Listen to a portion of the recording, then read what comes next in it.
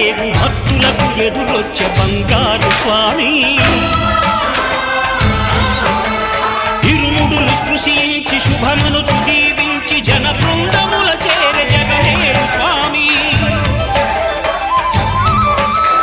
తన భక్తులను నిల్చు తప్పులకు తడబడి ఒక పక్క ఒరిగెన ఓంకారమూర్తి.